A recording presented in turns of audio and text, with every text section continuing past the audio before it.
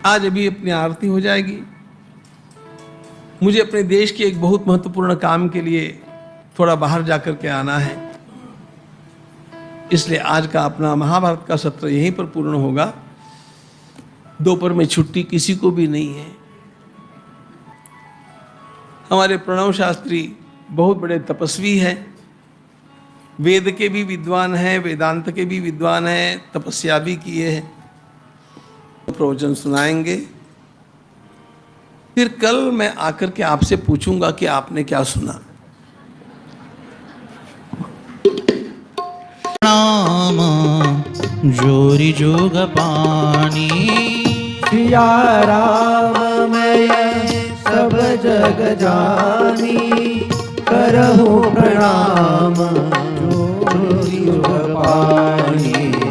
करहूँ प्रणाम जोरी जोग पानी, करहूँ प्रणाम जोरी जोग पानी। करहु प्रणाम जोरी जुग पाणी, करहु प्रणाम जोरी जुग पाणी। गोपाल कृष्ण भगवान की जय, भक्तवत्सल भगवान की जय, गंगा मैया की जय, सद्गुरुदेव भगवान की जय। भगवान की असीम अहेतु की कृपा करुणा के फलस्वरूप गंगा मैया के पावन तट पर इतना सुंदर सुमधुर सत्संग हम आपको सुलभ हुआ है। ये भगवान की हमारे ऊपर अनंत अनंत कृपा है। भगवान की कृपा का वास्तविक लक्षण यदि कुछ है ना, तो वो केवल और केवल सत्संग की प्राप्ति, यही भगवान की कृपा का फल है। लोग प्रायः किसी के पास में धन ज़्यादा हो जाए तो सोचते हैं कि उस परिवार पे भगवान की बड़ी विशेष कृपा है। किसी को कुछ बड़ा पद प्राप्त हो जाए तो लोग कहते हैं कि बड़ी कृपा है भगवान की। और किसी की अच्छी अगली पीढ़ी निकल जाए तो भगवान की कृपा है, ऐसा सोचते हैं। पर आप संतों से पूछो तो संत कहते हैं कि ये सारी चीज़ें तो भगवान उसे भी दे देते हैं जिस पर भगवान गुस्सा हो जाते हैं। सुतदारा अरु लक्ष्मी पापी के भी होय, संत समागम हरि कथा तुलसी दुर्लभ दोय। ये धन संपत्ति पद प्रतिष्ठा पैसा, ये तो पापियों के भी उनके भी पास होता है, कभी कभी उनके पास ज़्यादा होता है। भगवान सोचते हैं कि ऐसे पापी हमसे दूर ही रहे तो अच्छा है, इसलिए उन्हें ज़्यादा दे देते हैं, बस आप इसी में खेलते रहो। दुर्लभ क्या है तो कहते हैं संत समागम और हरि कथा, ये सबसे दुर्लभ चीज़ है। और वो हमें इतनी सुंदर दिव्य प्राप्त है। जब इतना सुंदर सुदामा चरित्र सुन रहे थे तो मन ये कर रहा था कि वो समाप्त ही ना हो। इतना सुंदर सुमधुर भाव, इतने अच्छे उसमें रस भरित ऐसे प्रसंग, और अंत में इतना ऐश्वर्य प्राप्त होने के बावजूद भी एक सुदामा जी का वह आर्त भाव, सुदामा जी की वो निष्काम भक्ति, सुदामा जी की वह तीव्र तत्र प्रत्येकतानता, अपनी भक्ति में, अपनी उपासना में, अपने भाव में एक रसता। चाहे गरीबी हो उसमें भी भगवान का स्मरण, चाहे अमीरी हो उसमें भी भगवान का स्मरण। भगवान ने पहले गरीबी देख के परीक्षा ले ली। पर महाराज, गरीबी पचाना, दुख पचाना कई बार आसान है, पर अमीरी पचाना आसान नहीं। कभी प्रतिकूलता पचाना कभी आसान है, पर अनुकूलता पचाना आसान नहीं। और वह प्राप्त होने के बाद भी सुदामा जी, उनके ऊपर कोई फर्क नहीं, उल्टे कहते हैं कि अपनी पत्नी से, सुशीला से कहते हैं, तुम्हें जो दान धर्म करना था ना, तुम्हें जो धर्म कर्म करना था, और केवल अर्थ के कारण जो चीज़ें हमारी रुकी हुई थी ना, अभी आपको वो प्राप्त है, अभी आप वो कीजिए। पर मुझे मेरे भजन में विक्षेप ना हो, इसका ध्यान दीजिए। और भगवान से कहते हैं, कन्हैया तू नटखट है, पर तेरा नटखटपना अभी तक गया नहीं। मेरे साथ भी मजाक किया तूने। अरे सामने से तो कुछ दिया नहीं, पर देने का कुछ रखा भी तो नहीं। ऐसा दे दिया कि होम डिलीवरी हो गई, बाहर से ऊपर से देखने में तो कुछ भी नहीं दिया। पर कन्हैया याद रखना, तुम ये मत सोचना कि मैं इन सब चीज़ों में बह जाऊंगा, नहीं, मुझे जो चाहिए वही तुम्हें देना पड़ेगा। मुझे क्या चाहिए? सुदामा जी कहते हैं कि हे भगवान, हे कन्हैया, मुझे जो है मैं ये भी नहीं मांगूंगा कि मुझे मुक्ति चाहिए। सुदामा जी के इसी भाव का अनुवाद संतों ने किया है। न लगे मुक्ति धन संपदा, संत संग देई सदा। भगवान मुझे जो है ना मुक्ति चाहिए न संपदा चाहिए, बस जब भी जन्म लूँ ना तो तुम्हारे भक्तों का संग हो, यह मुझे प्रदान करो। बस ऐसा कहते हुए सुदामा जी अहरनिश भगवान के भजन में लग गए। सुखदेव जी महाराज कहते हैं कि आज एक परीक्षा का, एक स्पर्धा का निर्णय हो गया। कौन सी स्पर्धा? सुखदेव जी महाराज कहते हैं कि भक्त और भगवान में एक स्पर्धा चल रही थी। भगवान भक्त की परीक्षा लेते हैं और भक्त भी अपनी तैयारी से परीक्षा देता है, और आज परीक्षा का निर्णय हो गया। अजित भगवान कहलाते हैं, भगवान का एक नाम अजित है। दृष्ट्वा स्वभृत्यै रजितम पराजितम। आज देखने में आ गया कि अपने भक्तों के सामने अजित कहलाने वाले भगवान भी पराजित हो गए। परीक्षा लेते लेते भगवान हार गए और भक्त की जीत हो गई। यह भगवान के भक्तों का वास्तविक महात्म्य है, उनके भक्ति ज्ञान वैराग्य का वास्तविक महात्म्य। ऐसे सुदाम जी के ऊपर कृपा की। अब सुदामा जी के ऊपर तो कृपा की, क्या बोला जाए इसका विचार चल रहा था। मैंने तो यही निश्चय किया कि भाई जहाँ तक कथा आएगी ना, उसके आगे जो रस होगा उस रस में जो है प्रवाह किया जाए, चिंतन किया जाए। कोई विशेष तैयारी न मैंने की, न साथ वाले सब जानते हैं। जैसा प्रसंग चल रहा है उसी को आगे लिया जाए, ऐसा विचार। और इसी में अभी स्मरण ऐसा आ रहा है कि सुदामा जी के ऊपर तो कृपा की, पर वैसी ही कृपा अपने प्राणप्रिय ब्रजवासियों पर भी भगवान ने अपना शरीर पूरा करने से पहले की। क्या निमित्त बना उसके लिए? सुखदेव जी महाराज कहते हैं, श्री शुक उवाच अथैकदा द्वारवत्यां वसतो रामकृष्णयोः सूर्योपरागस्सु महान् आसीत् कल्पक्षये यथा। उस समय भगवान श्री कृष्ण के समय हुआ क्या? एक महान सूर्य ग्रहण का पर्व है। देखिए, हमारे शास्त्रों में, हमारे वैदिक सनातन हिंदू धर्म में पर्वों का विशेष महत्व है, और भगवान की प्रसन्नता के लिए, भगवान के आराधना के लिए क्या क्या किया जाए। अब गुरुदेव रोज उसका स्मरण करा रहे हैं। गीता जी का भक्ति योग हो, उसमें सद्गुणों का वर्णन है।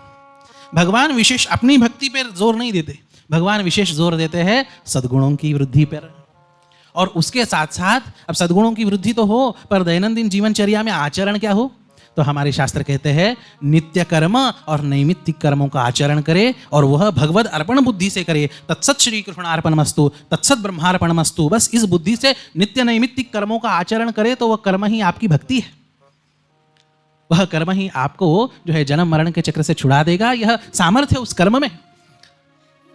कर्म, व्यावहारिक कर्म बंधन के लिए कारणीभूत हो सकता है, पर परमार्थिक जो भगवद अर्पित कर्म है ना, यत् करोषि यदस्नासि यज्जुहोसि ददासि यत्तपस्यसि कौन्तेय तत्कुरुष्व मदर्पणम्। ब्रह्मार्पणं ब्रह्महविर्ब्रह्माग्नौ ब्रह्मणाहुतं ब्रह्मैव तेन गन्तव्यं ब्रह्मकर्म समाधिना। इतना आनंद आ रहा है, सबको श्लोक इतने कंठस्थ है, इतना तैयार श्रोता कहाँ मिलेंगे? यही भाव मन में होता है कि ये जो सब सामने बैठे हैं ना, बिल्कुल सब संत है। सारे संतों का यह समागम हुआ ऐसे कि अब सूर्य ग्रहण का महापर्व है, और भगवान केवल धर्म के वक्ता नहीं है, धर्म के कर्ता भी है। गीता जी में कहते हैं ना, न मे पार्थास्ति कर्तव्यम त्रिषु लोकेषु किंचन नानवाप्तमवाप्तव्यम वर्त एव च कर्मणि। मुझे कोई कर्तव्य नहीं, पर फिर भी मैं कर्म करता हूँ, और यदि मैं नहीं कर्म करूँ तो सारी दुनिया कर्म छोड़ दे। यदि ययन्न वर्तेयम जातु कर्मण्यतन्द्रितः अघायुरिन्द्रियारामो मोघम पार्थ सजीवति। न हि कश्चित् क्षणमपि जातु तिष्ठत्य कर्मकृत् कार्यते ह्यवशः कर्म सर्वः प्रकृतिजैर्गुणैः। कर्म बहुत आवश्यक है, और उसमें भी नित्य नैमित्तिक कर्म आवश्यक है। ये भगवान कहते नहीं गीता जी में, स्वयं उसका आचरण करते। भागवत जी में ही देवर्षि नारद जी को भगवान ने एक जगह पे कहा है, ब्रह्मन् धर्मस्य वक्ताहम् कर्ता तदनुमोदिता। हे नारद, मैं केवल धर्म का वक्ता नहीं हूं, मैं उसको स्वयं करके दिखाने वाला। लोक संग्रहमेवापि संपश्यन् कर्तुमर्हसि। क्यों? जगत के सामने कुछ आदर्श हो इसलिए मैं कर्म करता हूं, क्योंकि जगत की रीत है। यद्यदाचरत श्रेष्ठ तत्तदेवेतरो जनः स यत्प्रमाणं कुरुते लोकस्तदनुवर्तते। येथ वडील जे जे आचरति तया नाम धर्म ठेविति। ज्ञानेश्वर महाराज जी कहते हैं इस श्लोक पर, जैसे महापुरुष, जैसे श्रेष्ठ सज्जन पुरुष जैसा आचरण करते हैं ना, उसी को देख के तो सीखते हैं। अब भगवान श्री कृष्ण अब सोचते हैं कि सूर्य ग्रहण का महापर्व है और हमें भी सूर्य ग्रहण के महापर्व पे अवगाहन करना चाहिए। धर्म कर्म दान पुण्य इत्यादि हमें भी करना चाहिए। सपरिवार भगवान, अब ये सब बात चली तो देवकी माता जी ने कहा कि कन्हैया, मैं ये चाहती हूं कि आप सपरिवार हम जाए। भगवान श्री कृष्ण ने कहा ठीक है माँ, आप कह रही है तो सपरिवार जाते हैं। समझ में आ रहा है ना आपको? 16,108 सबको लेके जाना है, सारे बाल बच्चों को लेके जाना है। भगवान श्री कृष्ण ने कहा माता आप कोई चिंता ना करें, व्यवस्था हो जाएगी। और सारे परिवार को लेके भगवान श्री कृष्ण कुरुक्षेत्र के पवित्र स्थान पे पहुंच गए। कल हो परसों हम गुरुजी के श्रीमुख से सुन रहे हैं कि कुरुक्षेत्र ऐसा दिव्य तीर्थ है कि वहाँ यदि शरीर भी छूट जाए तो भी सदगति हो जाती है। वहाँ जो भी पुण्य कर्म करे वह विशेष अत्यधिक गुणा में हमें प्राप्त होता है। खास करके वहाँ दान का विशेष महत्व है। हमारे अलग अलग तीर्थों में अलग अलग कर्मों का विशेष महत्व है। तपस्या के लिए नर्मदा जी श्रेष्ठ कही है, रेवा तीरे तपः कुर्यात्, स्कंद पुराण का वचन है। रेवा अर्थात नर्मदा, उसके तट पर तपस्या का विशेष फल है। मरणम जाह्नवी तटे, देह त्याग करना है, जीवन की उत्तरावस्था है, उस समय गंगा जी के विशेष सेवन का महत्व है। दानं दद्यात् कुरुक्षेत्रे, दान देने का सर्वाधिक महत्व कहाँ पे है? वो कुरुक्षेत्र है। दानं दद्यात् कुरुक्षेत्रे तत्रयं गौतमी तटे। यदि कोई ऐसा कहे कि भाई हमें 3 in 1 चाहिए, आप इसके लिए अलग, उसके लिए अलग, उसके लिए अलग, यदि आप ऐसा कहो तो हमें 3 in 1 बताइए, तो कहते हैं तत्रयं गौतमी तटे। ये तीनों का यदि फल चाहिए तो जो गौतमी है ना, गोदावरी जिसे कहते हैं, उसका तट ऐसा है कि तीनों का वहाँ विशेष फल प्राप्त होता है। तो विशेष अलग अलग तीर्थों की अलग अलग विशेष महती है। तो कुरुक्षेत्र तो अपने आप में पुण्य तीर्थ पुण्य क्षेत्र है ही, होता यह है। अब सारे परिवार को लेके भगवान श्री कृष्ण आते हैं, ऐसी बात नहीं। यह वर्णन है भारत के हर प्रांत के, वहाँ श्रद्धालु वहाँ आए और कैसा, यहाँ जितना विस्तार से वर्णन है ना, बिल्कुल वैसा ही वर्णन है जैसे कुंभों में हम देखते हैं। करोड़ों की जो भीड़ देखते हैं ना हम कुंभों में, अभी इस साल प्रयाग का दिव्य कुंभ है, प्रत्यक्ष ये हम देख सकते हैं। तो जैसा कुंभ का वर्णन प्राप्त होता है, देश के हर प्रदेश से लोग आते हैं। कल गुरुजी पढ़ के दिखा रहे थे, युद्ध के लिए हर क्षेत्र से, विश्व के अलग अलग क्षेत्रों से राजा महाराजा युद्ध के लिए आए। वैसे ही यहाँ पे वर्णन है कि हर प्रांत से यहाँ पे लोग आए, राजा महाराजा आए, धार्मिक आए, भाविक आए। मत्स्योषी नर कौसल्य विदर्भ कुरुसृंजयान काम्बोज कैकयान मद्रान कुंती नानर्दकीर केरला। हर प्रांत से, देश के अलग अलग प्रांतों से लोग आए। और उसमें जो है, अब हर प्रांत से लोग आए तो वृंदावन से भी लोग आए, ब्रजवासी भी आए। देखिए, हम भले ही तीर्थवासी हो, पर तीर्थवासी भले ही हो ना, तो भी तीर्थ यात्रा करनी चाहिए। हमारे सारे महापुरुष, अब उनका चरित्र देखेंगे तो उनमें यह चीज़ आप सामान्यतः देखेंगे ही देखेंगे, वह तीर्थ यात्रा अवश्य करते। अरे तीर्थ रूप उनका जीवन रहा, फिर भी वह तीर्थ यात्रा करते रहे। ध्रुव जी महाराज, जिनका प्रसंग हम भागवत जी में सुनते हैं, ध्रुव जी महाराज बचपन में तो तपस्या करके भगवान को प्राप्त करते ही है, पर जब राजपाट वगैरह सब पूरा कर लेते हैं ना, तो उसके बाद भी तपस्या करने के लिए हिमालय में आते हैं। और हिमालय में कहाँ आते हैं? इसी ऋषिकेश क्षेत्र में आते हैं। बोलिए ऋषिकेश धाम की जय। ये सारी की सारी भूमि ऋषि मुनियों की ऐसी पवित्र भूमि रही। ध्रुव जी महाराज अपने जीवन के उत्तरावस्था में आते हैं और गंगा जी का कलकल निनाद यह प्रसिद्ध है कि नहीं? आप रात को 2 बजे भी उठ के यदि देखिए और ध्यान से सुनो तो जो है गंगा जी का नाद सुनाई देता है। अब अपने भाव से अलग अलग नाद सुनाई देता है। किसी को हरि हरि सुनाई देता है, किसी को हर हर सुनाई देता है, किसी को कल कल सुनाई देता है। अब अपने भाव के अनुसार गंगा जी का नाद भी सुनाई देता है। ये यथा माम प्रपद्यन्ते तांस्तथैव भजाम्यहम। गंगा जी अब भगवत स्वरूप आई है, जिसकी जैसी भावना उसके अनुसार उसे गंगा जी भी जो है उसे दर्शन, उसे अनुभव प्रदान करती है। होता ऐसा है, ध्रुव जी महाराज यहाँ ऋषिकेश क्षेत्र में आते हैं और इतना कल कल कल कल ध्वनि नाद उन्हें सहन नहीं होता। अब जो योगाभ्यास करते हैं ना, बहुत ज़्यादा एकांत होनी चाहिए।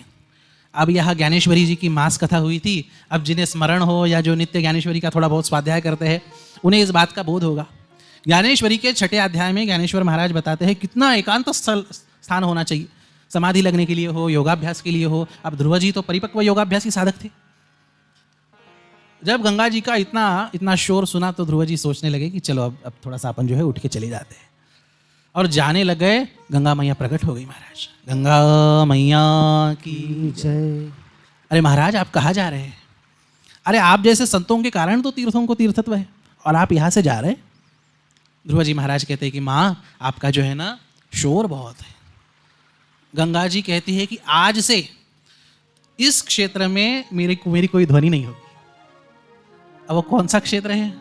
आज भी आप देखिए, लक्ष्मण झूला, ब्रह्मपुरी, शिवपुरी, वहां पे आप गंगा जी के तट पे बैठिए। गंगा जी ऐसी बह रही है, अरे हजारों साल पहले दिया हुआ एक संत को शब्द, आज तक गंगा जी उसका पालन कर रही। ब्रह्मपुरी, शिवपुरी, लक्ष्मण झूला, इस यहाँ से आप आगे चढ़िए लक्ष्मण झूला से, इतना शांत, इतने सुंदर वैष्णव संतों के सुंदर आश्रम भी है। इतना तट है कि बस गंगा जी की ओर देखते चले जाओ, समाधि लग जाए। इतना सुंदर तट। गंगा जी आज भी वहां से शांत बहती है। तीर्थ रूप ऐसे यह संत, पर फिर भी जो है वह तीर्थ यात्रा करते थे, तीर्थों में वास करते थे हमें सिखाने के लिए। अब वो तो हजारों साल पहले हो गए महाराज। वर्तमान में इस पीढ़ी में जिनका हम दर्शन, साहित्य इत्यादि जिसका आस्वादन करते हैं, ऐसे संत भी, जिन्होंने यहाँ पर जंगल था, जहाँ पे हम बैठे हैं ना, वहाँ जंगल था, पर वहाँ उन्होंने इतना सुंदर मंगल कर दिया। ऐसे संत पूज्य श्री शेठ जी महाराज, पूज्य श्री भाई जी महाराज, पूज्य श्री स्वामी जी महाराज, अब जिनके नाम से यह मंडित है काली कमली वाले बाबा जी, ये सब संत। और सेठ जी का तो हमेशा यह आग्रह रहता था कि साल में एक बार तो भी गंगा जी आना ही है। कोई गीता भवन बनाने के लिए कोई 1 लाख देता तो कहते नहीं, 25-25 हज़ार के 4 किस्त करो और 4 साल लगातार गंगा जी आओ। तो हम जो है इसका ये कितनी बड़ी बात है। तीर्थों के माध्यम से कल्याण हो, यह आकांक्षा संतों की रहती है। और यह सारे के सारे संत जो है तीर्थ यात्रा हमेशा करते हैं। अब भाई जी हो, सेठ जी हो, स्वामी जी हो, इनका भी हमें अधिक कोई दर्शन तो प्राप्त नहीं हुआ, पर आपको सत्य बता रहे हैं यहाँ से। जब हम इन सारे अच्छे, मैं सेठों को नहीं कहूँगा, पर इन श्रेष्ठों को जब देखते हैं ना, तो वास्तव में उन सारे संतों की याद आती है कि आज भी इतने निष्ठा से अपना काम धंधा, कारोबार, व्यापार, ये सब छोड़ के ये सब के सब लोग प्रतिवर्ष गंगा जी के तट पे स्थान पे आते हैं। मुझे तो आके बीच में 8-10 साल हो गए हरिहर भक्ति महोत्सव में शायद, पर जब से हम बचपन में यहाँ पढ़ते थे तब से देख रहे हैं कि ये सारे के सारे हमारे श्रेष्ठ जन प्रतिवर्ष आते हैं। जब यहाँ आते हैं ना, तो जिनका स्मरण हुए बिना नहीं रहता, ऐसे हमारे नारायण काका जी, जिन्होंने यह वृक्ष लगाया और इतने सालों से अव्याहत यह हरिहर भक्ति महोत्सव चल रहा है। उन्हीं के साथ कंधे से कंधा लगाकर, स्वयं ही नहीं अपने पुत्रों सहित अपने सपरिवार सेवा प्रदान करने वाले हैदराबाद के हमारे भांगड़िया जी, नारायण काका की तरह ही उनके सेवा का व्रत अच्छे से चलाने वाले हमारे ओम काका जी, इतने मेहनत से एक एक पाठशाला का, कलकत्ता की पाठशाला ठीक हो गई तो अभी मणिपुर वहाँ उपेक्षित है ना, वहाँ की पाठशाला का दायित्व लेने वाले हमारे मोहता जी, हमारे हरिनारायण व्यास जी के तो क्या कहूँ, शायद उन्हें ज़्यादा परिचय मेरा नहीं होगा, पर मैंने तो उनके सब कार्य देखे और इतना विशाल कार्य, इतने उत्साह के साथ। जवर जी हो और संगम नेरकर काका जी का तो क्या कहना, अयोध्या जाके देखो तो वहाँ पे पता चले। एक एक विभूति को यहाँ देखते हैं ना तो गदगद हृदय हो जाता है और यही लगता है कि सब संत है। गुजरात से सब कुछ छोड़ के ढालेगांव में व्यवस्थापन करने वाले हमारे काका जी, अनुसंधान हमारे वैदिक कर्मों का हो इसके लिए प्रयत्न करने वाले हमारे कमल भूतड़ा जी, निष्ठा से वानप्रस्थावस्था में भी भगवान का भजन सेवन हो ऐसे धूत जी, किन किन का नाम ले और किन किन का छोड़े। इतना ही कहता हूँ, जिनके नाम लिए हैं ना उनके नाम जिह्वा पर है, पर जिनके नाम नहीं लिए ना उनके नाम मेरे हृदय में। सब के सब इतने साधु, सब के सब इतने संत, और हमें तो ये सब के सब पितृतुल्य लगते हैं।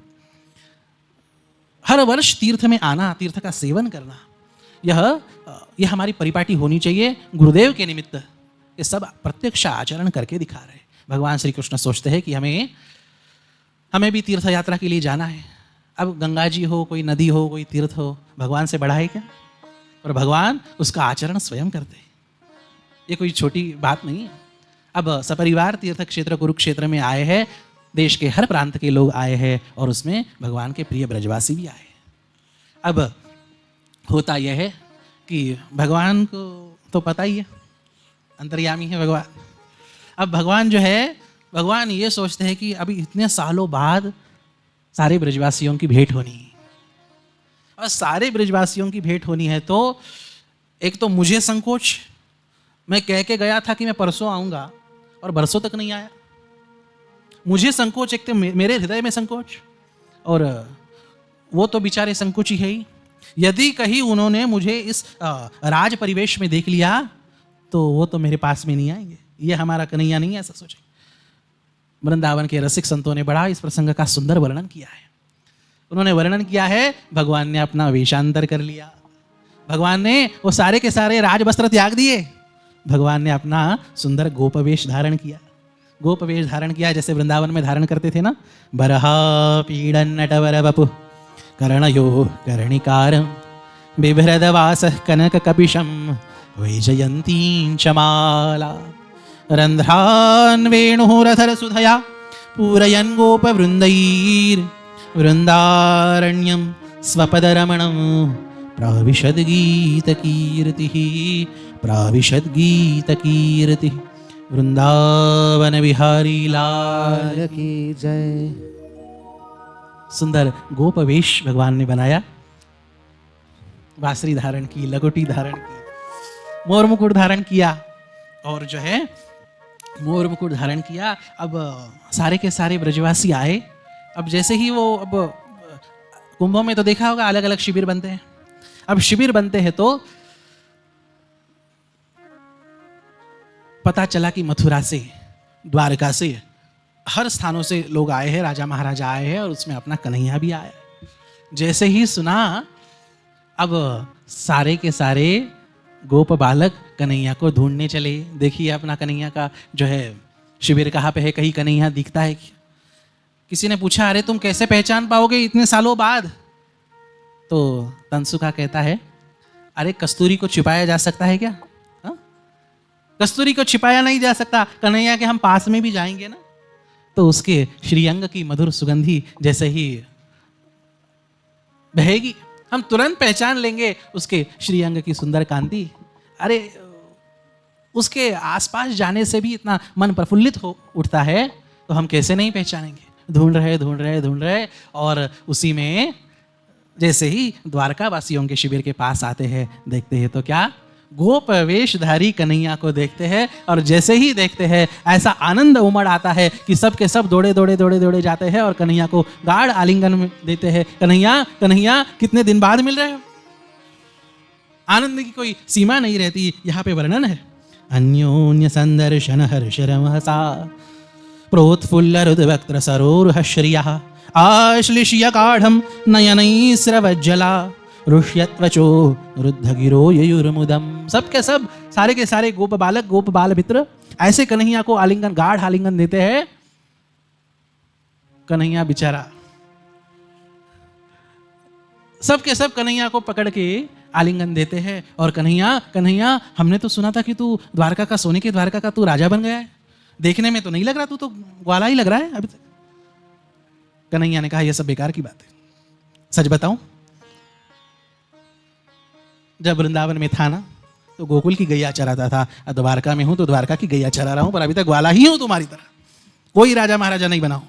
अरे राजा तो वो उग्रसेन जी है, सेनापति कोई और है, मैं कहाँ का राजा हूँ, मैं तो ग्वाला हूँ। कौन रमापति कैसा ईश्वर, मैं तो हूँ गोकुल का ग्वाला, अभी तक मैं गोकुल का ग्वाला ही हूँ। सारे के सारे गोपों को बड़ा आनंद होता है। कन्हैया कहता है, अरे ये तो बताओ, यशोदा मैया आई है ना, नंद बाबा आए हैं ना? हाँ आए हैं। अच्छा कहाँ पे है?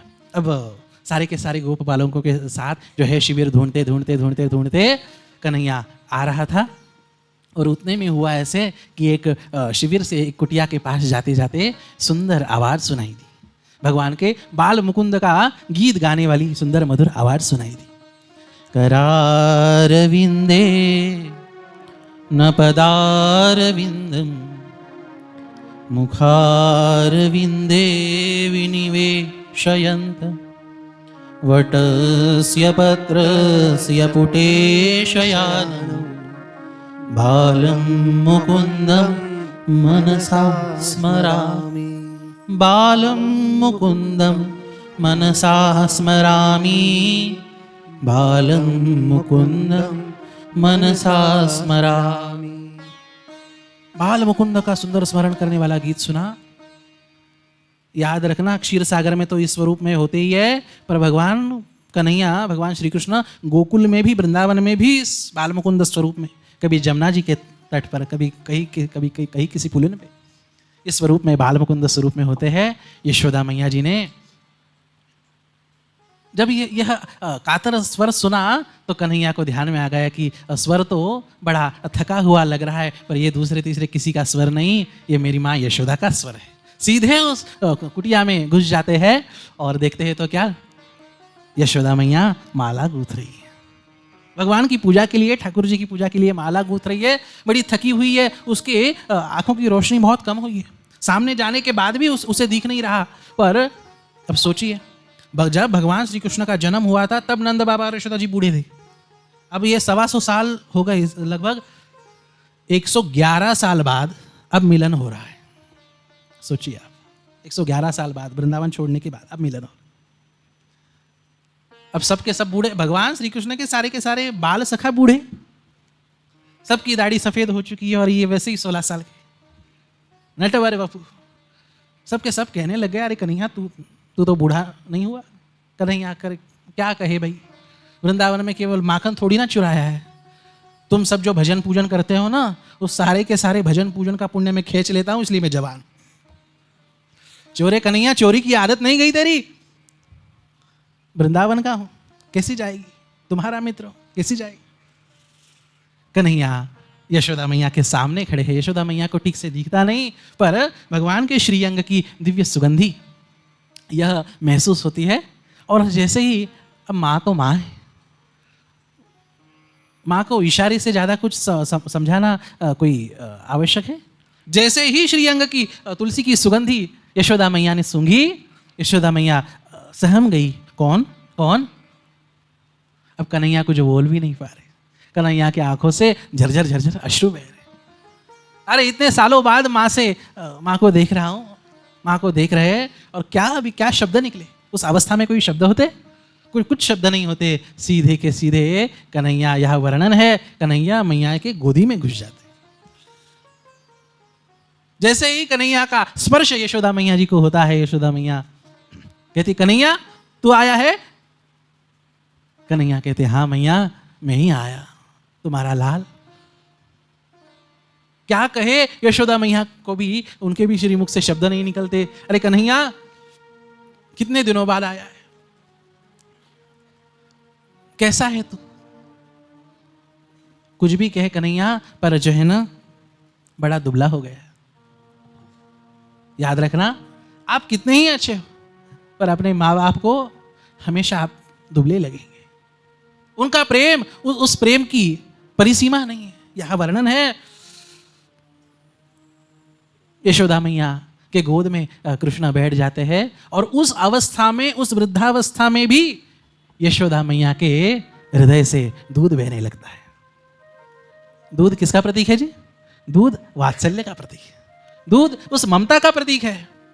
उस अवस्था में भी यशोदा मैया के पयोधरों से दूध बहने लग गया। कन्हैया की आंखों से अश्रु बह रहे। क्यों रे कन्हैया, परसों आता हूं कह के चला गया, बरसों अभी तक नहीं आया। तो क्या तुझे कभी हम ब्रजवासियों की याद नहीं आती? मैया डांट रही है और कन्हैया चुपचाप सुन रहे हैं। आवश्यक नहीं कि आप हर प्रश्न का उत्तर दो ही। याद रखना, कई बार केवल समस्या सुन भी लेना तो भी वह समस्या सुन लेना भी समाधान होता है। कुछ कहने की आवश्यकता नहीं। कन्हैया सुन रहे, मैया जी डांट रही है। कन्हैया, मैंने तुम्हें उखल से बांधा था, क्या तुम उस बात से नाराज हो? इसलिए वापस नहीं लौटे क्या? इतने रूठ गए? अरे मेरे मन का भाव नहीं देखा जाना। कन्हैया कहते, मां तुमसे रूठने की बात मैं सोच भी कैसे सकता।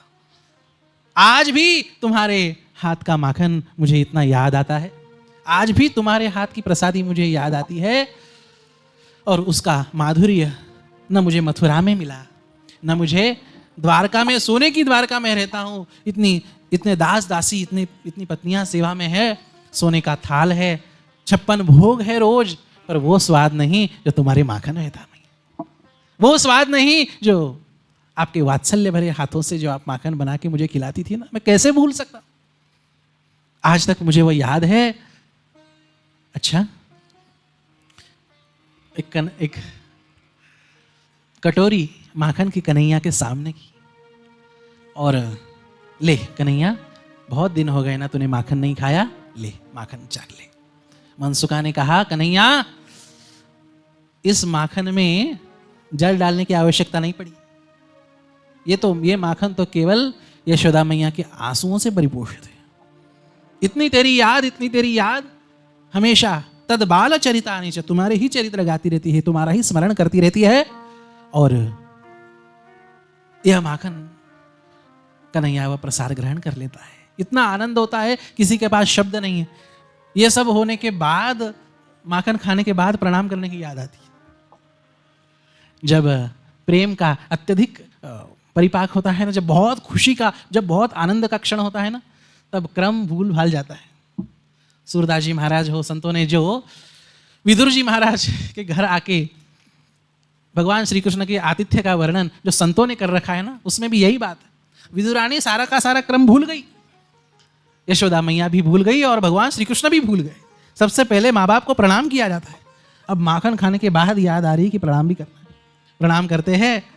ये प्रेम की विरहावस्था है, ये प्रेम की परिपक्व अवस्था है, ये प्रेम में विदेही होने का नाम इस अवस्था को है। होता ऐसे है, कन्हैया सब भूल जाते हैं और अब माखन तो खा लिया, अब प्रणाम करते हैं और प्रणाम करते हैं। नंद बाबा आते हैं। नंद बाबा की भी वही स्थिति, जो यशोदा मैया की स्थिति वही नंद बाबा की स्थिति। नंद बाबा भी कुछ बोल नहीं पाते। कन्हैया तू ठीक है ना, जहाँ भी रहे पर खुश रहे। यशोदा मैया भी कहती है, कन्हैया जहाँ भी रहे ना तू खुश रहे। हर माँ बाप यही चाहते हैं। कोई माँ बाप ये नहीं चाहते कि हमारा बच्चा पढ़ लिख के विदेश में चला जाए और बुढ़ापे में हमें अकेला छोड़ के चला जाए। पर फिर भी सालों के बाद भी वह जब अपने बच्चे जब आते हैं ना मिलने, अपनी तकरारें नहीं सुनाते, यही कहते हैं, बेटा तुम जहाँ हो ना वहाँ तुम खुश रहो। यह है भारतीय मातृपितृत्व। विश्व के किसी कोने में यह भावना आपको नहीं मिल पाएगी जो अपने भारतीय परंपरा में मिलती है। होता ऐसा है।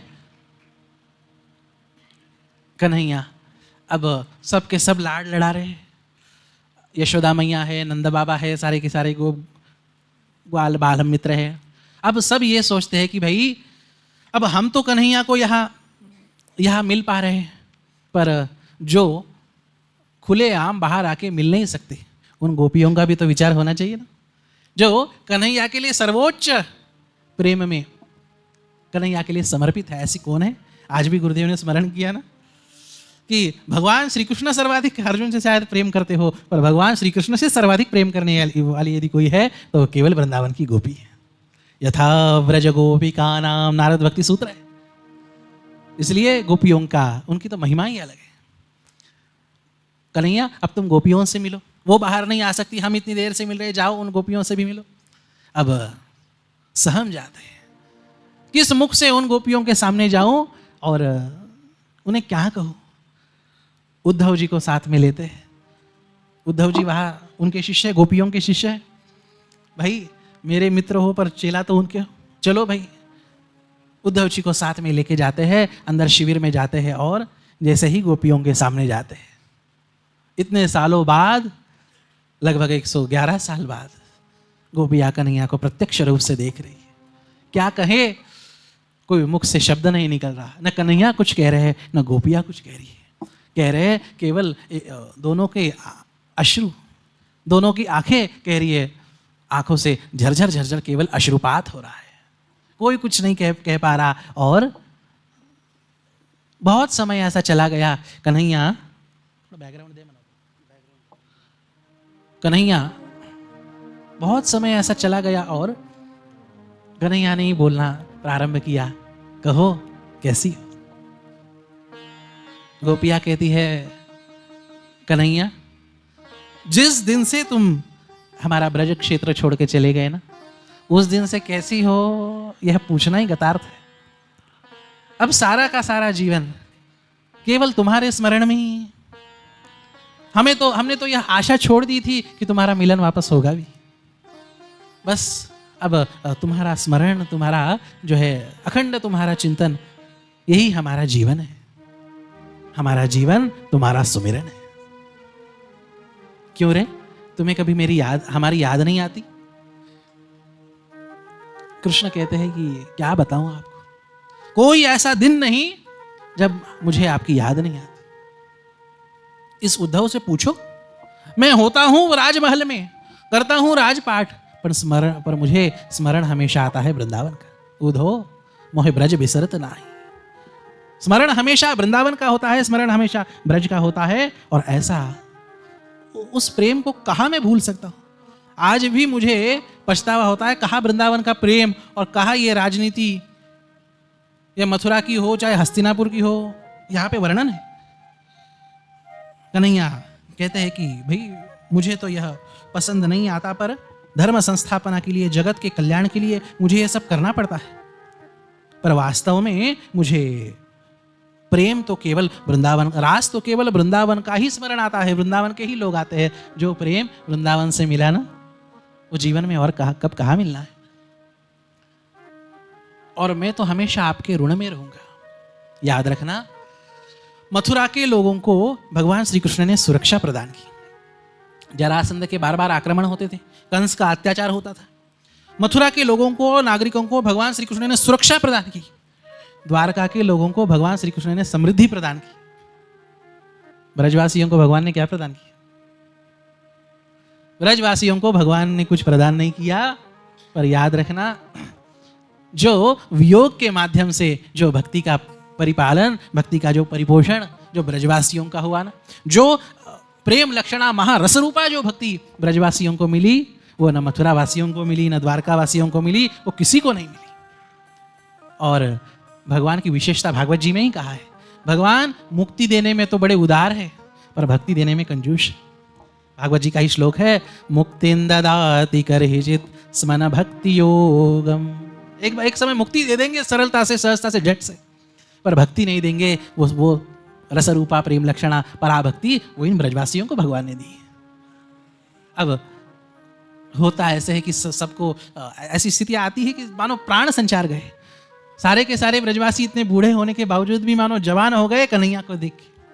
और अब जो है फिर जिस सूर्य ग्रहण के पर्व के लिए आए हैं, अब उसकी तैयारी हो रही है। अब जो है ग्रहण का पर्व तो पता ही है। पहले जो है उसका सूतक लगता है, ग्रहण के वेद लगते हैं, तो उस सारे नियमों का पालन शुरू हुआ। अब सबके सब वह नियमों का पालन कर रहे हैं। और ये जो ब्रजवासी है ना, ये केवल भगवान श्री कृष्ण, वो भी सारे के सारे नियमों का पालन कर रहे हैं, पर उनकी दृष्टि, उनका स्मरण केवल कन्हैया की ओर। अब व्रत भी हुआ, उपवास भी हुआ, ग्रहण शुरू हुआ, तो क्या क्या किया यह वर्णन है। तत्र स्नात्वा महाभागा उपोष्य सुसमाहिता ब्राह्मणेभ्यो ददुर्धेनुर्वासस्रुक्ममालिनी। ग्रहण से पहले उपवास होता है, फिर उसके बाद ग्रहण के स्पर्श का स्नान होता है। सबने स्नान इत्यादि किया। अब सारे के सारे ब्रजवासियों को इतना आनंद है, उस स्नान से, उस व्रत से, उस उपवास से तो आनंद है ही, पर अब कृष्ण की जो सन्निधि है ना, उससे परमानंद है। हम भी कभी व्रत करते हैं हमारे गांव की ओर, हम भी व्रत उपवास करते हैं, पर आप सच्ची बताइए, जो आनंद गुरुदेव के सानिध्य में आता है वो अन्यत्र कहीं मिलता है? हम भी कथा सुनते होंगे, हम भी व्रत यज्ञ इत्यादि करते होंगे, हम भी कभी पार्थिव शिवलिंगार्चन या अभिषेक करते होंगे, पर यहाँ का जो आनंद है ना, यहाँ गुरु जी का सानिध्य है। शास्त्र में कहा भी है, अनंतं गुरु सन्निधौ, विशेष फल प्राप्त होता है, अनंत फल प्राप्त होता है गुरु की सन्निधि में। और यहाँ तो साक्षात जगत गुरु कृष्णं वंदे जगत गुरु, साक्षात जगत गुरु भगवान श्री कृष्ण है। वहाँ का तो परमानंद, उसकी क्या उसका वर्णन करना महाराज। पर ये सारे गोप बाल मित्र ये गुरु थोड़ी ना मानते कन्हैया को, कन्हैया को अपना चेला मानते हैं। पर सिद्धांत ऐसा है महाराज, वेदांत का हो चाहे दर्शन का हो, शक्ति यह ज्ञान की अनिवार्यता नहीं रखती। अब अग्नि है, अग्नि में दाहिका शक्ति होती कि नहीं? अब किसी छोटे बच्चे को ज्ञान नहीं है, वो उसे छू देगा तो अग्नि ये सोचेगा कि ये अज्ञानी है, नहीं, वो तो जलाएगा। किसी ने जो है, किसी ने रसायन पी लिया, किसी को अमृत मिल गया, भले ही उसे उसका ज्ञान हो चाहे ना हो, उसके जो सद्गुण है ना, उसकी प्राप्ति उससे हो जाएगी। अब सारे के सारे ब्रजवासी, सारे के सारे बाल मित्र ये कन्हैया को गुरु नहीं मानते, जगत गुरु तो दूर की बात है, अपना चेला मानते हैं। बड़ा सुंदर आख्यान। अब सारे के सारे अब सब जम गए, सब इकट्ठा हो गए, तो चलते फिरते काम करते भी हर समय वो सारी की सारी बाल लीलाओं का स्मरण करते। कन्हैया तो याद है, तू हमारा चेलो है, अच्छा भूल गया? एक बार हुआ ऐसे कि ब्रज में लकड़ी का काम करने वाले बढ़ई का बेटा था, और वो बांसुरी बड़ी सुंदर बनाता भी था और बजाता भी था। अब ये ब्रज के संतों की कही हुई ये प्रसंग है।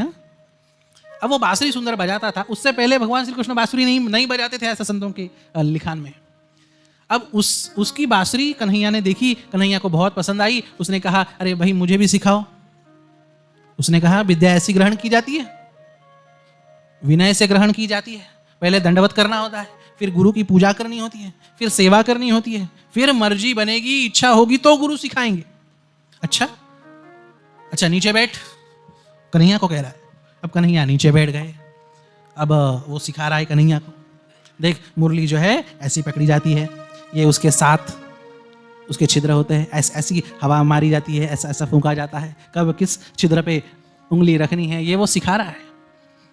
अब उतने में बाकी सारे के सारे सखा आ गए, और बाकी सारे के सारे सखा आ गए और कहा कि क्या चल रहा है ये?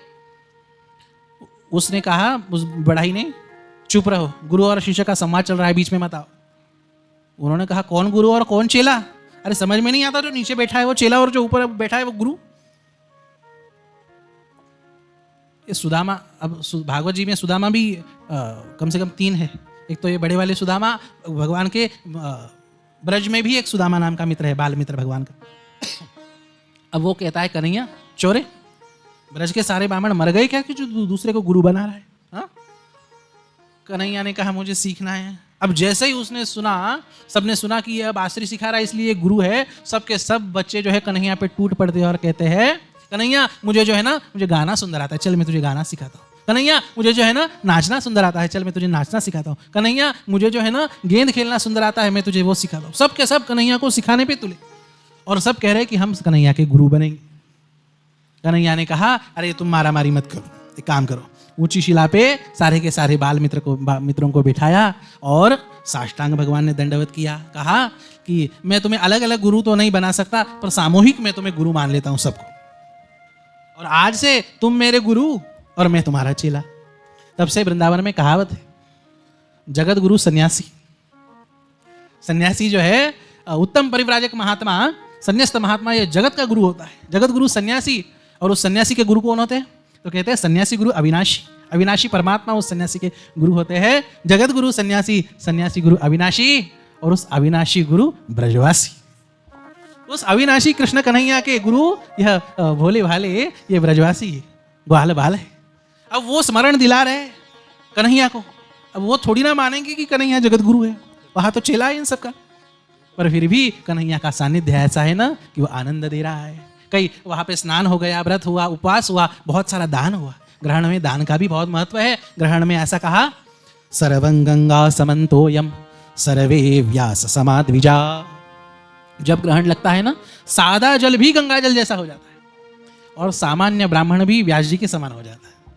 सर्वम गंगा समन्तोयम सर्वे व्यास समाद्विजा।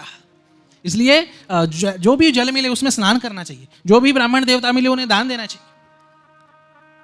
ग्रहण का पर्व हो, अन्य अन्य कई पर्व हो, व्रत हो, उत्सव हो, सावन जैसा पवित्र मास हो, चातुर्मास जैसा स्थान, यहाँ तो बड़े भाग्य की बात है। यहाँ तो सामान्य ब्राह्मण नहीं, यहाँ तो वैदिक ब्राह्मण उपलब्ध है। क्या कहना, वहाँ दान धर्म इत्यादि हुआ और अब सब हुआ तो बड़ा आनंद से सारे गोप गोपी ग्वाल बाल सारे ब्रजवासी आनंद व्यक्त कर रहे हैं भगवान श्री कृष्ण के सानिध्य में। और होता यह है, अब रात का समय आता है और अब रात का समय आता है तो अब रुक्मिणी, भगवती रुक्मिणी माता जी ने बहुत नाम सुना था। सारी गोपियों का महात्म्य भगवान श्री कृष्ण के मुख से सुनते थे, पर राधा जी का नाम बहुत सुनते थे। सारे गोपियों की अधीश्वरी यदि कोई है तो वो राधा है। सारे गोपियों की जो प्रेम की धारा जो बहती है ना, उस सारी की सारी धाराओं का एकत्रीकरण मतलब राधा है। इसलिए राधा शब्द को उल्टा करो तो धारा, उस प्रेम की, उस भक्ति की धारा का नाम राधा है। अब उनका महात्म्य, उनका प्रेम, उनकी भावावस्था बहुत सुनते थे। अब रुक्मिणी माता को हुआ कि सबके बीच में जो है राधा जी का जो भी दर्शन हुआ वो हुआ, पर राधा जी से व्यक्तिगत जाके मिलना चाहिए। अब किसी के पास भी जा रहे हैं तो खाली हाथ नहीं जाते। अब रात के समय रुक्मिणी माता गई तो सोने के पात्र में दूध लेके राधा रानी के पास गई और राधा रानी को कहा कि आपके लिए दूध लाया है। राधा रानी ने कहा कि मैं दूध भी नहीं पीती। सहजता से निकल गया रुक्मिणी माता के मुख से कि यह उन्होंने भेजा है। जैसे ही सुना कि यह कृष्ण ने भेजा है, झट से वह दूध ले लिया और वो दूध बड़ा गर्म था। सारा का सारा दूध राधा रानी पी गई और फिर जो भी दर्शन संवाद वगैरह होना था वो हुआ और फिर रुक्मिणी माता वापस आई और देखा तो क्या, भगवान श्री कृष्ण के चरणों में छाले पड़े थे। और छाले पड़े थे, रुक्मिणी माता जी ने कहा कि अरे आपके चरणों को क्या हुआ? उन्होंने कहा कुछ नहीं, इतने छाले पड़े हैं, क्या हुआ आपके चरणों? किसने यह अपराध किया? कृष्ण कन्हैया कहते हैं, रुक्मिणी जिससे यह अपराध हुआ हो ना, उसे तुम पहले अभय दे दो कि उसे तुम कुछ नहीं करोगी। रुक्मिणी माता ने कहा ठीक है भाई, छोड़ दिया उसे। बताओ किसने यह अपराध किया? कन्हैया कहते हैं, अरे रुक्मिणी, यह अपराध किसी दूसरे तीसरे से नहीं, यह तुमसे ही हुआ है। तुमने राधा जी को गरम गरम दूध पिलाया ना, उनके हृदय में नित्य मेरे चरण विराजते, सदा वसंतम हृदयारविंदे। नित्य उनके हृदय में मेरे चरणों का निवास है। जैसे ही उन्होंने गरम दूध पिया ना, तो मेरे चरणों पे उसका असर। झरझर रुक्मिणी माता के भी आंखों से अश्रु। अरे क्या अवस्था है, क्या वो भक्ति की परिपक्व अवस्था है। धीरे धीरे वह पर्वों के निमित्त जो मिलन एकत्रित हुआ था, वह धीरे धीरे अभी समापन की ओर जा रहा था। अभी सबके सब लोग निकलने की तैयारी में थे और उतने में अब रोज जितना सानिध्य था उतना तो मिलता ही था कन्हैया का। कब दिन जाते रहे यह समझ में भी नहीं आया किसी को, पर अब हुआ ऐसे कि जाने का समय आ गया। अब कन्हैया, अब ब्रजवासी भी ब्रज को जाएंगे, कन्हैया भी अपने द्वारका को चला जाएगा। अब कन्हैया सारे के सारे ब्रजवासियों के पास में आके बैठते। अब जब जाने का समय, जब बहुत दिनों बाद मिलते हैं तब भी कुछ सूझता नहीं, और जब जाना हो ना तब भी कुछ सूझता नहीं। अब कन्हैया विदाई की आज्ञा लेने के लिए ब्रजवासियों के पास आए। दूसरे बड़े बड़े राजा महाराजा कन्हैया की आज्ञा लेते हैं, पर कन्हैया ब्रजवासियों की आज्ञा लेते हैं। सुंदर कन्हैया के मनोभाव एक सुंदर पद में गुंफित है। कन्हैया कहते हैं, मिलन आज तक का हमारा तुम्हारा, रही जिंदगी तो मिलेंगे दोबारा। मिलन आज तक का हमारा तुम्हारा रही जिंदगी तो मिलेंगे दोबारा। माता पिता और भाई बहना, माता पिता और भाई बहना सत्संग में तुम आते रहना, सत्संग में तुम आते रहना। यही आपसे है कहना हमारा, रही जिंदगी तो मिलेंगे दोबारा। यही आपसे है कहना हमारा, रही जिंदगी तो मिलेंगे दोबारा। ब्रजवासियों, हमारा जीवन तो ऐसा है, रमता जोगी बहता पानी, रमता जोगी बहता पानी। अपनी तो है यही कहानी, अपनी तो है यही तो कहानी। इसीलिए दुनिया से कहना हमारा, रही जिंदगी तो मिलेंगे दोबारा। इसीलिए दुनिया से कहना हमारा, रही जिंदगी तो मिलेंगे दोबारा। अब यहाँ से ब्रज लौटोगे तो अपना किसे मानो? प्रभु को मानो भगतो अपना, प्रभु को मानो भगतो अपना। ये जग खुली आँख का सपना, ये जग कोई आँख का सपना। उमा कहूँ मैं अनुभव अपना, उमा कहूँ मैं अनुभव अपना। सत हरि भजन जगत सब सपना, सत हरि भगत जगत सब सपना। राम नाम है सबसे प्यारा, राम नाम है सबसे प्यारा। रही जिंदगी तो मिलेंगे दोबारा, रही जिंदगी तो मिलेंगे दोबारा। सारे के सारे ब्रजवासियों से मैं क्षमा मांगता हूं कि बहुत संभावना है आप मुझ पे नाराज हो। सब भक्तों से मेरा कहना, भूल चूक की माफी दे। केवल तुम्हें ही विरह होता है ऐसी बात नहीं, मुझे भी आपकी बहुत याद आती। तुमसे बिछुड़ना ना हमको गवारा, रही जिंदगी तो मिलेंगे दोबारा।